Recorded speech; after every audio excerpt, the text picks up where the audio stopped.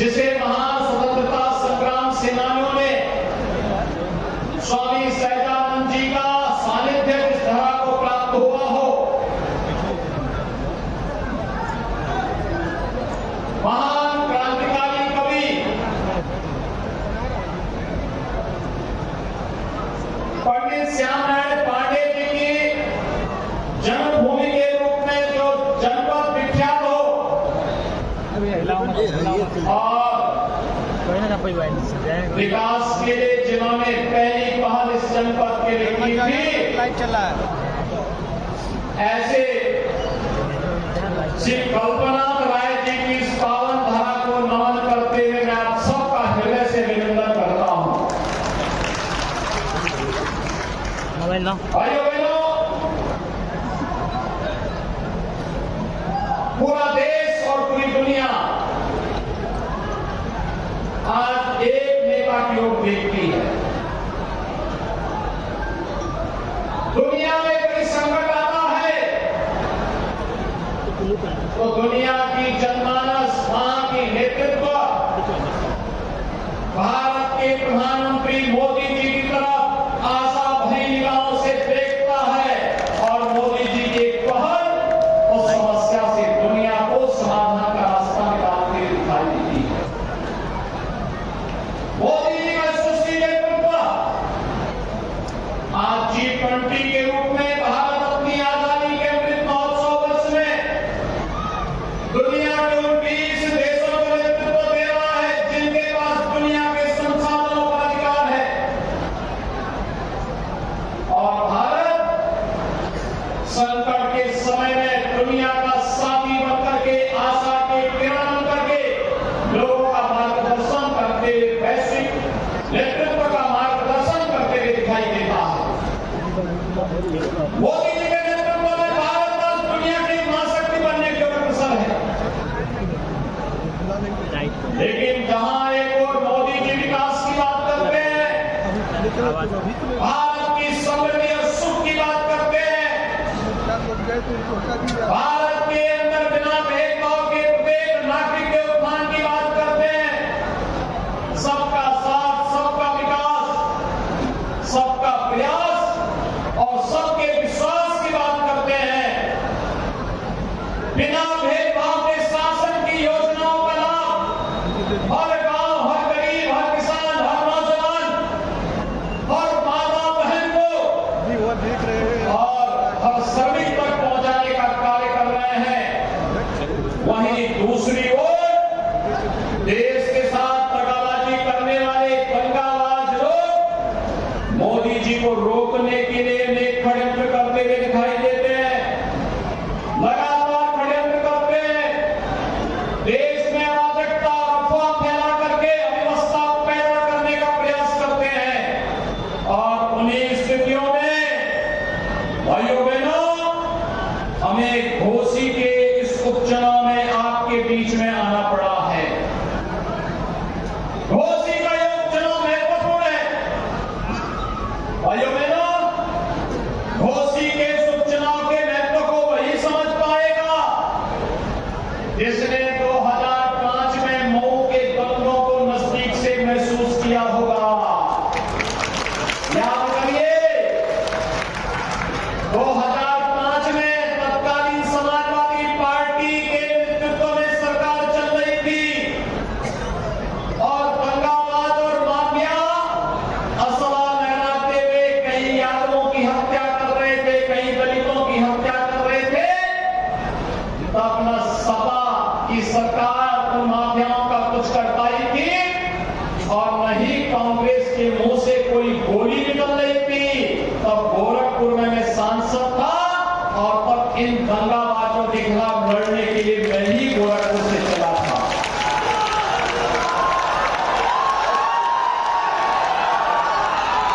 भाइयों बहनों, याद करिए, ये दंगा करवाते थे और तब हम जाति नहीं देखते थे।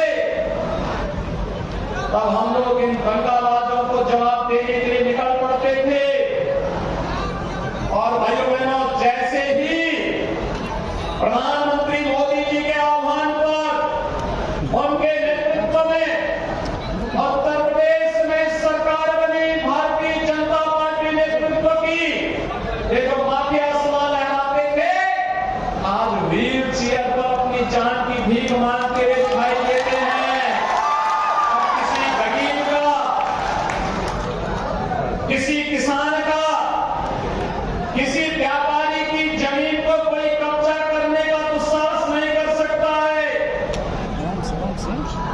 क्योंकि अगर कब्जा करेगा तो बुलडोजर भी तैयार रखा है। और भाइयों बहनों, इसीलिए मैं आया हूं आपके पास कहने के लिए, तो पीडीए की बात करते हैं, इनसे पूछा जाना चाहिए किस पीडीए की आप बात कर रहे हैं। हमने तो सबका साथ सबके विकास की बात की।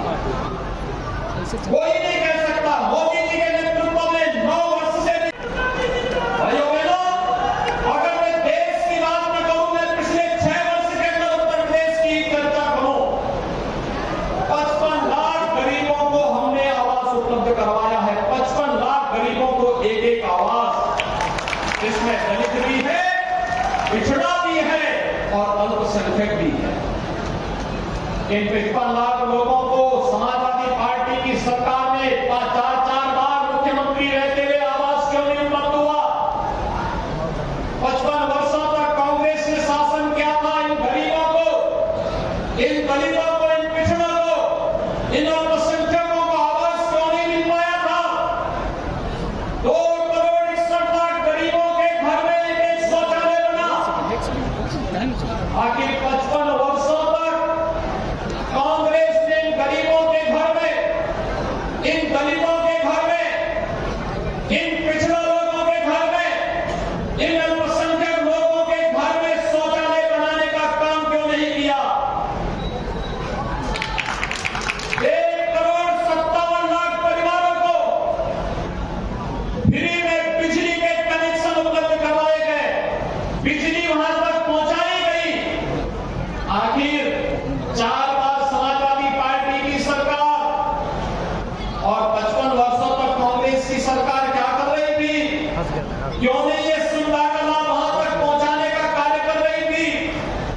उज्ज्वला योजना में 1 करोड़ 75 लाख परिवारों को फ्री में रसोई गैस के कनेक्शन मिले। 55 वर्षों तक कांग्रेस क्या कर रही थी? 4 बार समाजवादी पार्टी की सरकार भी तब क्या कर रही थी? भाइयों बहनों, इनके पास कोई जवाब नहीं। अब तो मोदी जी ने ये भी कर दिया है कि 75 लाख नए कनेक्शन उज्ज्वला योजना के लिए गरीबों के लिए और आ गए 75 लाख, और हर सिलेंडर में 200 रुपए की सब्सिडी भी हर उपभोक्ता को उपलब्ध करवाने का काम कर दिया है। आभार मोदी जी, आप गरीबों के मसीहा हैं, गरीबों के कल्याण के बारे में सोचते हैं। असली पहचान तो तब होती है जब संकट आता है। इस सदी की सबसे बड़ी महामारी, जब हर एक व्यक्ति की जान पे जाना पड़ी थी, हर एक की जान खतरे में थी, तब कांग्रेस का नेतृत्व इटली भाग गया। समाजवादी पार्टी के अध्यक्ष अपने घर में दुबक गए थे और जैसे राहत मिली वे इंग्लैंड भागने के लिए अपना टिकट काट दिए। लेकिन भाइयों बहनों, अब मोदी जी और योगी जी ही भारतीय जनता पार्टी और अपने सहयोगी दलों के साथ आपकी सेवा के लिए कार्य करते हैं। कोरोना कालखंड में हर एक जिले में मैं जाता था, हमारे विधायक जाते थे, मंत्री जाते थे, पदाधिकारी जाते थे, अधिकारी जाते थे। 15 करोड़ गरीबों को फ्री में राशन देने की व्यवस्था। और भाइयों बहनों, देश के अंदर 220 करोड़ वैक्सीन की फ्री की डोजेज हर तबके के लोगों को दिया। चाइना कोरोना से परेशान है, यूरोप के तमाम देश कोरोना से परेशान है। कोरोना ऐसा समाप्त हो गया जैसे गधे की सींग समाप्त हो गई। अब कोरोना का कोई भय नहीं है यहाँ पे। भाइयों बहनों, ये लड़ाई एक तरफ गरीबों के हितों के लिए प्रधानमंत्री मोदी जी के नेतृत्व में देश के स्तर पर लड़ा गया था, पूरी मजबूती के साथ लड़ने का कार्य हुआ था। वहीं गरीब कल्याणकारी योजना, गरीब की संपत्ति को कोई जबरन नहीं लड़क सकता। योजनाओं का लाभ बिना भेदभाव के हर व्यक्ति को मिलेगा और भ्रष्टाचार पर प्रहार करने करने के लिए डीबीटी का माध्यम अपनाने का जो कार्य हुआ, एक तरफ यह कार्य हुआ है तो दूसरी तरफ भाइयों बहनों विकास की बड़ी बड़ी परियोजनाओं को भी आगे बढ़ाने का कार्य किया गया। याद करिए, एक तरफ सपा की सरकार चीनी मिलों को बंद करती थी तो दूसरी तरफ हमारी सरकार चीनी मिलों को चलाने का कार्य कर रही है और पुरानी चीनी मिलों पर एक्सटेंशन की कार्रवाई के लिए प्रस्ताव मांगे जा रहे हैं। यही घोसी के अंदर जो कटाई में बन जाता है, हास्यास्पद इसलिए बन जाता है क्योंकि भाइयों बहनों हम सब जानते हैं समाजवादी पार्टी की जब सरकार थी तब एक परिवार का विकास हुआ था, एक ही परिवार का, चाचा भतीजा, भतीजों के भतीजे, भतीजों के रिश्तेदार, भतीजों के नातेदार परिवार के बाहर ऊपर जाते ही नहीं थे। इतनी लंबी श्रृंखला निकलती थी कि अगर महाभारत के रिश्ते भी उसमें फीके पड़ जाते हैं। लंबी श्रृंखला, लंबी श्रृंखला, और कहीं विकास नहीं हो पाता था। विकास के पैसे को एक परिवार के लिए, एक गांव के लिए देकर के इन्होंने प्रदेश के विकास को पूरी तरह बाधित किया। हमारे नौजवानों के सामने पहचान का संकट खड़ा किया, प्रदेश के महापुरुषों का अपमान किया, प्रदेश के व्यापारियों के सामने विश्वसनीयता का संकट खड़ा करने का भी पाप जो है समाजवादी पार्टी ने किया था। और इसीलिए भाइयों बहनों आज हम सब आपके पास आए हैं कहने के लिए, केंद्र में और राज्य में डबल इंजन की सरकार है, एनडीए की सरकार कार्य कर रही है। बिना भेदभाव के शासन की योजना का लाभ समाज के हर तबके को देने का कार्य हो रहा है। विकास की इस रफ्तार को हर गांव, हर कोने तक पहुंचाने के लिए प्रयास होने चाहिए और इसी को लेकर के हमारी सरकार प्रधानमंत्री मोदी जी के नेतृत्व में लगातार कार्य कर रही है। आपने नगर निकाय में देखा होगा, पूरा हो या पश्चिम, उत्तर हो या दक्षिण, किसी भी क्षेत्र में आप जाएंगे, हर नगर निगम में भारतीय जनता पार्टी और एनडीए का परचम लहराया था। 17 के 17 नगर निगम में 200 से अधिक नगर पालिकाओं, 200 नगर पालिकाओं में से 150 से अधिक पे भारतीय जनता पार्टी और एनडीए के सहयोगी ने जीत करके परचम लहराने का कार्य किया था। और आज मैं आपके पास यही कहने के लिए आया हूं, आखिर विकास की इस गति को घोसी में भी तेजी के साथ आगे बढ़ाने की आवश्यकता, उस गति को आगे बढ़ाने की आवश्यकता। और इसीलिए मैं आपके पास आया आपसे कहने के लिए कि भाइयों बहनों, सुबह का भोला अगर शाम को घर वापस आ जाए तो भोला नहीं होता है कि दारा सिंह चौहान वापस अपने घर में आए।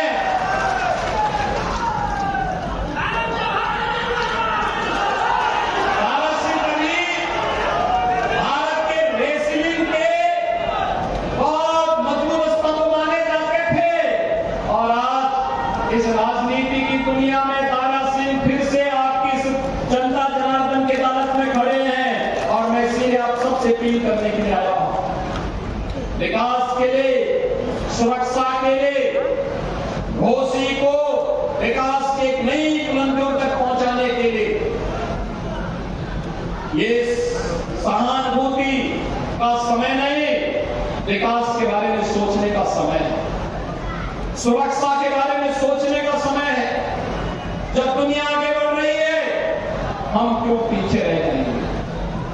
हमारा क्षेत्र क्यों पीछे रहेगा? हमारी वर्तमान और भावी पीढ़ी विकास से क्यों वंचित रहेगी? इसके बारे में सोचने की आवश्यकता है। और इसीलिए मैं आपके पास आया हूं आपसे कहने के लिए, दारा सिंह चौहान को भारी बहुमत से विजयी बनाकर के भेजी। भाइयों बहनों, मैं आपको आश्वस्त करता हूं, विकास के लिए आपको किसी के सामने हाथ फैलाने की आवश्यकता नहीं पड़ेगी। ये जितने मंत्री यहां पर हैं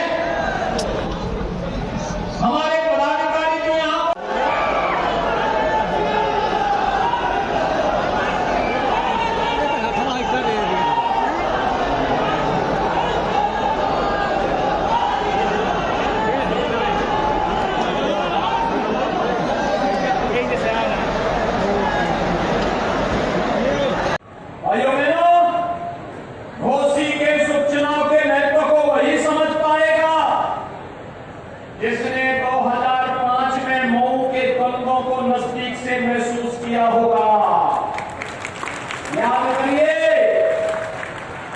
2005 में तत्कालीन समाजवादी पार्टी के नेतृत्व में सरकार चल रही थी और दंगाबाज और माफिया असला लहराते हुए कहीं यादवों की हत्या कर रहे थे, कहीं दलितों की हत्या कर रहे थे। तब न सपा की सरकार उन माफियाओं का कुछ कर पाई थी और न ही कांग्रेस के मुंह से कोई गोली निकल रही थी। तब गोरखपुर में मैं सांसद था और तब इन दंगाबाजों के खिलाफ लड़ने के लिए मैं ही गोरखपुर से चला था। ये दंगा करवाते थे और तब हम जाति नहीं देखते थे। तब हम लोग इन दंगाबाजों को जवाब देने के लिए निकल पड़ते थे। और भाइयों बहनों, जैसे ही प्रधानमंत्री मोदी जी के आह्वान पर उनके नेतृत्व में उत्तर प्रदेश में सरकार बनी भारतीय जनता पार्टी, जब विकास की बात आती है याद करना, महाराज सुहेलदेव के नाम पर विश्वविद्यालय का निर्माण भी इस कमिश्नरी के अंदर डबल इंजन की भारतीय जनता पार्टी की सरकार ही कर रही है। महाराज सुहेलदेव का विजय स्मारक बहराइच में पूरी भव्यता के साथ बन रहा है और मैंने शहरी राजभर को जिम्मेदारी दी है हर महीने जाकर के कार्य की क्वालिटी ऐसी होनी चाहिए कि अगले 1000 वर्ष तक महाराज सुहेलदेव का विजय पताका इस क्षेत्र में दुनिया की सबसे बड़ी प्रतिमा, राष्ट्रीय अखंडता के प्रतीक लोक पुरुष सरदार वल्लभ भाई पटेल जी की कहीं पर लग रही है, लगाई है तो प्रधानमंत्री मोदी जी ने केवड़िया में, गुजरात में साबरमती के तट पर लगाई है। भाइयों बहनों, आप सब जानते हैं प्रतापगढ़ मेडिकल कॉलेज का नामकरण आदरणीय सोनिया पटेल जी के नाम पर भी डबल इंजन सरकार ने किया। और यही नहीं भाइयों बहनों, प्रभु श्री राम और विशाल राज की मैत्री का प्रतीक श्रृंगवेरपुर में 56 फीट ऊंची गले मिलते हुए भगवान राम और विशाल राज की प्रतिमा का निर्माण भी डबल इंजन की सरकार करा रही है। याद रखना, ठाकुर सिंह चौहान जी को भी राज्यपाल डबल इंजन की सरकार बनाती है। कोई कांग्रेस और सपा के लोग कभी इधर झांके भी नहीं है। ये तो विकास की प्रक्रिया है। सपा को जब अवसर मिला स्टेट गेस्ट हाउस कांड कराया था कि नहीं कराया था? बाबा साहब भीमराव अम्बेडकर जी के नाम पर बने हुए मेडिकल कॉलेज का नामकरण उन्होंने बदल दिया। मान्यवर कांसी राम जी के नाम पर बने हुए, मान्यवर कांसी राम जी के नाम पर बने हुए विश्वविद्यालय का नाम समाजवादी पार्टी ने बदल दिया। देश के अंदर सामाजिक न्याय के प्रतीक बाबा साहब भीमराव अम्बेडकर को महाराज साहू जी महाराज हो या फिर वे सभी महापुरुष जिन्होंने मध्यकाल में सामाजिक चेतना के रथ को जगाने का काम किया था। लखनऊ में अगर किसी सरकार ने स्मारक बनाए थे तो समाजवादी पार्टी के अध्यक्ष कहते थे कि सरकार आएगी तो इनको तोड़ करके मैं यहाँ पे मेरी झोल बनाऊंगा। भाइयों बहनों, महापुरुषों का इससे बड़ा अपमान क्या हो सकता है? ये लोग सामाजिक न्याय की बात कर रहे हैं, महापुरुषों का अपमान करके, दलित चेतना को जागृत करके सामाजिक अन्याय के खिलाफ जिन्होंने प्रतिकार का संकल्प अपमानित करने का कार्य समाजवादी पार्टी की है, लगातार करती है। और समाजवादी पार्टी के जीन्स में ही विकास की बात